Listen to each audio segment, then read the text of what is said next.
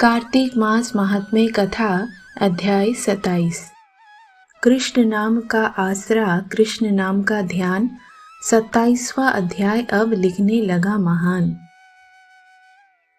पार्षदों ने कहा, एक दिन की बात है, विष्णुदास ने नित्य कर्म करने के पश्चात भोजन तैयार किया, किंतु कोई छिपकर उसे चुरा ले गया। विष्णुदास ने देखा भोजन नहीं है, परंतु उन्होंने दोबारा भोजन नहीं बनाया, क्योंकि ऐसा करने पर सायंकाल की पूजा के लिए उन्हें अवकाश नहीं मिलता। अंततः प्रतिदिन के नियम का भंग हो जाने का भय था। दूसरे दिन पुनः उसी समय पर भोजन बनवाकर वे ज्यों ही भगवान विष्णु को भोग अर्पण करने के लिए गए, त्यों ही किसी ने आकर फिर से सारा भोजन हड़प लिया। इस प्रकार 7 दिनों तक लगातार कोई उनका भोजन चुरा कर ले जाता रहा। इससे विष्णुदास को बड़ा विस्मय हुआ। वे मन ही मन इस प्रकार विचार करने लगे, अहो, कौन प्रतिदिन आकर मेरी रसोई चुरा ले जाता है। यदि दोबारा रसोई बनाकर भोजन करता हूँ तो सायंकाल की पूजा छूट जाती है।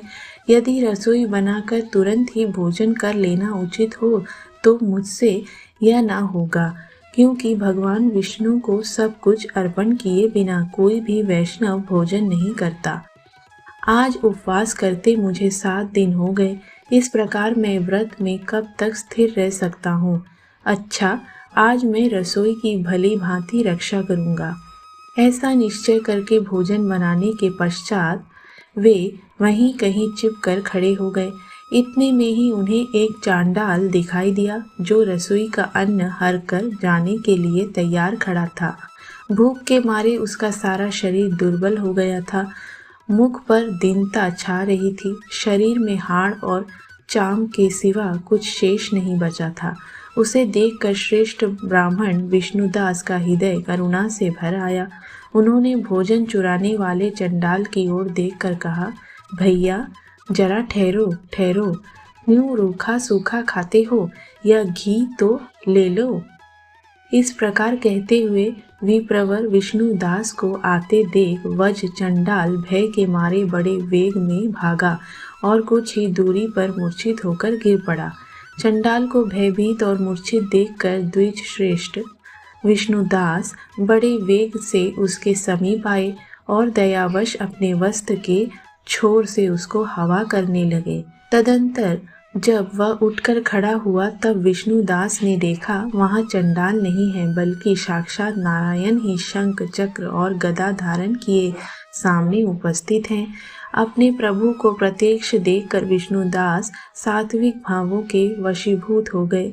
वे स्तुति और नमस्कार करने में भी समर्थ ना हो सके। तब भगवान ने सात्विक व्रत का पालन करने वाले अपने भक्त विष्णुदास को छाती से लगा लिया और उन्हें अपने जैसा रूप देकर वैकुंठ धाम को ले चले।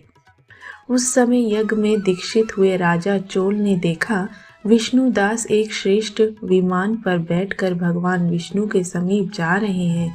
विष्णुदास को वैकुंठ धाम में जाते देख राजा ने शीघ्र ही अपने गुरु महर्षि मृदुल को बुलाया और इस प्रकार कहना आरंभ किया, जिसके साथ श्रद्धा करके मैंने इस यज्ञ दान आदि कर्म का अनुष्ठान किया है, वह ब्राह्मण आज भगवान विष्णु का रूप धारण करके मुझसे पहले ही वैकुंठ धाम को जा रहा है।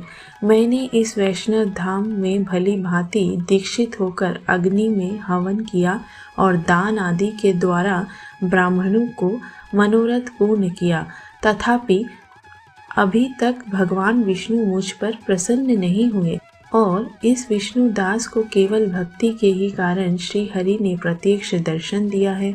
अंततः जान पड़ता है कि भगवान विष्णु केवल दान और यज्ञों से प्रसन्न नहीं होते, उन प्रभु का दर्शन कराने में भक्ति ही प्रधान कारण है। दोनों पार्षदों ने कहा, इस प्रकार कह राजा ने अपने भांजे को राज सिंहासन पर अभिषिक्त कर दिया। वे बचपन से ही यज्ञ की दीक्षा लेकर उसी में संलग्न रहते थे, इसलिए उन्हें कोई पुत्र नहीं हुआ था। यही कारण है कि उस देश में अब तक भांजे ही राज्य के उत्तराधिकारी होते हैं। भांजे को राज्य देकर राजा यज्ञशाला में गए और यज्ञ कुंड के सामने खड़े होकर भगवान विष्णु को संबोधित करते हुए 3 बार उच्च स्वर से निम्नलिखित वचन बोले। भगवान विष्णु, आप मुझे मन, वाणी, शरीर और क्रिया द्वारा होने वाली अविचल भक्ति प्रदान कीजिए। इस प्रकार कहकर वे सबके देखते देखते अग्निकुंड में कूद पड़े। बस उसी क्षण भक्त वत्सल भगवान विष्णु अग्निकुंड में प्रकट हो गए। उन्होंने राजा को छाती से लगाकर एक श्रेष्ठ विमान में बैठाया और उन्हें अपने साथ लेकर वैकुंठ धाम को प्रस्थान किया। नारद जी बोले, हे राजन, जो विष्णुदास थे वे तो पुण्यशील नाम से प्रसिद्ध भगवान के पार्षद हुए और जो राजा चोल थे उनका नाम सुशील हुआ।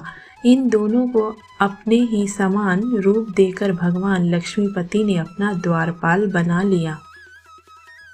कार्तिक मास महात्म्य कथा अध्याय 27 इति। ओम नमो भगवते वासुदेवाय नमः।